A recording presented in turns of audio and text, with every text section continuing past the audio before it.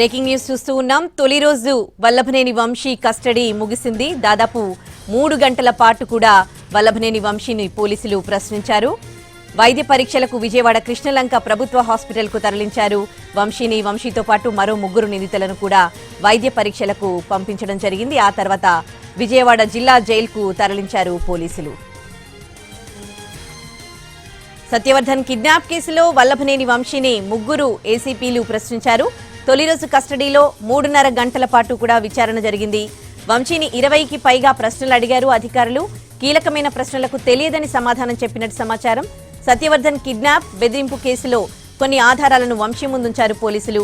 తనకి ఈ కేసుకి ఎలాంటి సంబంధం లేదని, తాను కిడ్నాప్ చేయలేదని వంశీ చెప్పినట్టు తెలుస్తోంది. ఇక ఫోన్ గురించి ప్రశ్నించగా ఎక్కడ పెట్టానో గుర్తులేదని చెప్పారు వల్లభనేని వంశీ.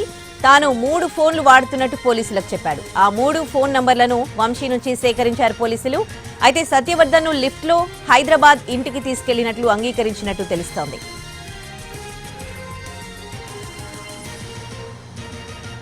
ఇక ఇదే అంశానికి సంబంధించి పూర్తి డీటెయిల్స్ మా ప్రతినిధి శ్రీకాంత్ ఫోన్లో అందిస్తారు. శ్రీకాంత్, ఎలా జరిగింది? ఫస్ట్ డే కస్టడీలో కొన్నింటికి ఆన్సర్ ఇచ్చి కొన్నింటికి ఏమి చెప్పలేదన్నట్లుగా తెలుస్తుంది. పూర్తి డీటెయిల్స్ ఏంటి?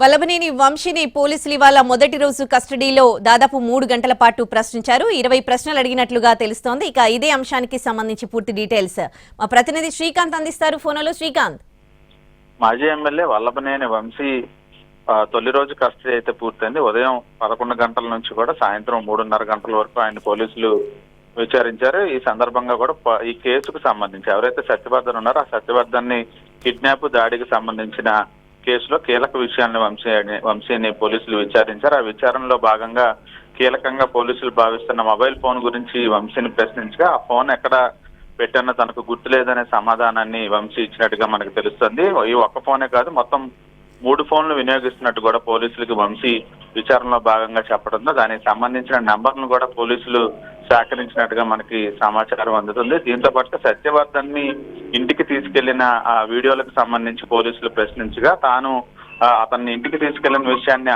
అంగీకరిస్తూనే అతను ఎవరో తనకు తెలియదనే విషయాన్ని వంశీ పోలీసులకు చెప్పినట్టుగా మనకు తెలుస్తుంది. ఆ తర్వాత అక్కడ నుంచి విశాఖ కూడా తన మనుషులు తీసుకెళ్లారు, కానీ అతను గన్నవరం టీడీపీ కార్యాలయం మీద దాడి కేసుకు సంబంధించి కంప్లైంట్ చేసినటువంటి సత్యవర్ధన్ అనే విషయం తనకు తెలియదనే విషయాన్ని వంశీ చెప్పినట్టుగా అయితే మనకు తెలుస్తుంది. ఈ నేపథ్యంలో మొత్తం ఇవాళ 3 గంటల పాటు జరిగిన విచారణలో అనేక ప్రశ్నలకు సంబంధించి తనకు తెలియదనే సమాచారాన్ని పదే వంశీ చెప్పినట్టుగా అయితే మనకి తెలుస్తా ఉంది. ఇక ఇదే కేసుకు సంబంధించి కోర్టు కస్టడీ పిటిషన్ ఆదేశాలను కూడా ఈ పోలీసులు ధిక్కరించారని, కోర్టు ధిక్కరణకు పాల్పడ్డారు. తమను వంశీని కానీ ఇతర నిందితులను విచారించేటప్పుడు న్యాయవాదులు కూడా మాట్లాడేందుకు అవకాశం ఇవ్వాలి, అదేవిధంగా ఎక్కడ విచారిస్తున్నారనే సమాచారం ఇవ్వాలని కోర్టు ఆదేశాలు ఇచ్చినా కూడా అవి బేఖాతరు చేశారు. కాబట్టి కస్టడీ ఆదేశాలు రద్దు చేయాలనే పిటిషన్ కూడా దాఖలు చేశారు ఈ నిందితులకు తరపున న్యాయవాదులు. ఇక బెయిల్ కి సంబంధించిన కౌంటర్ కి దాఖలు చేయడానికి సమయం కోరటంతో 28వ తారీఖు అయితే వాయిదా పడింది. రేపు మరోసారి 3 నిందితుల్ని కూడా పోలీసులు కస్టడీకి తీసుకోబోతా ఉన్నారు. ఎల్లుండితో కస్టడీ కూడా ముగియబోతోంది. ఉదయశ్రీ, కొన్ని ఆధారాలు వల్లభనేని వంశీ ముందు పెట్టి పోలీసులు ప్రశ్నించినట్లుగా తెలుస్తోంది. అంటే దేనికి సంబంధించిన ఆధారాలు? అంటే ఈ కేసుకు సంబంధించి మనం పరిశీలిస్తే సత్యవర్ధన్ ఎవరైతే గన్నవరం టీడీపీ కార్యాలయం మీద దాడికి పాల్పడ్డాడో అతన్నే ఆ కంప్లైంట్ ని వెనక్కి తీసుకున్న దానికి సంబంధించి వంశీ అతని అనుచరులు బలవంతంగా అతన్ని కిడ్నాప్ చేసి దాడి చేశారు. చేసిన తర్వాతే బలవంతంగా కేసుని వెనక్కి తీసుకునేలా చేశారనేది ప్రధాన కేసు. అందులో భాగంగా వంశీ ఇంటికి సత్యవర్ధన్ వెళ్లిన ఆ సీసీటీవీ ఫుటేజ్ ను కూడా గుర్తించారు. ఆ ఆధారాలను వంశీ ముందు పెట్టిన సమయంలోనే అతను తన ఇంటికి వచ్చిన విషయాన్ని వంశీ కూడా అంగీకరించినట్టుగా మనకు తెలుస్తుంది. అయితే అతను సత్యవర్ధన్ అనే విషయం తనకు తెలియదనే విషయాన్ని వంశీ చెప్పిన నేపథ్యంలో పూర్తి స్థాయిలో పోలీసులు అయితే మరొక 2 రోజుల సమయం కూడా ఉంది కాబట్టి ఇంకా సేకరించినటువంటి ఇతర టెక్నికల్ ఆధారాలను కూడా పోలీసులు వంశీని అడిగి తెలుసుకోబోతా ఉన్నారు. ఇదే విధంగా సత్యవర్ధన్ తీసుకెళ్లినటువంటి బ్లాక్ క్రెటా కారు కూడా తనకు తెలుసు అనే విషయాన్ని కూడా విచారణలో వంశీ అంగీకరించినట్టుగా అయితే మనకు తెలుస్తుంది. ఉదయం right, thanks for the update Srikanth. Vallabhaneni Vamsi మొదటి రోజు కస్టడీలో విచారణ పూర్తయింది. మరో 2 రోజుల పాటు కూడా కస్టడీలోకి తీసుకోనున్నారు. ఎల్లుండితో కస్టడీ పూర్తవుతుంది. సత్యవర్ధన్ కిడ్నాప్ అలాగే బెదిరింపులకు సంబంధించి ఇవాళ ప్రశ్నించినట్లుగా తెలుస్తోంది. దాదాపు 3 గంటలకు పైగా వల్లభనేని వంశీని పోలీసులు కస్టడీలో విచారించారు. అలాగే తన సెల్ ఫోన్ కి సంబంధించి కూడా విచారించినప్పుడు తన సెల్ ఫోన్ ఎక్కడ పెట్టానో తనకు గుర్తులేదని వల్లభనేని వంశీ చెప్పినట్లుగా తెలుస్తోంది. తాను 3 మొబైల్స్ యూజ్ చేస్తున్నానని చెప్పడం జరిగింది. ఆ 3 నంబర్లను కూడా పోలీసులు సేకరించడం జరిగింది.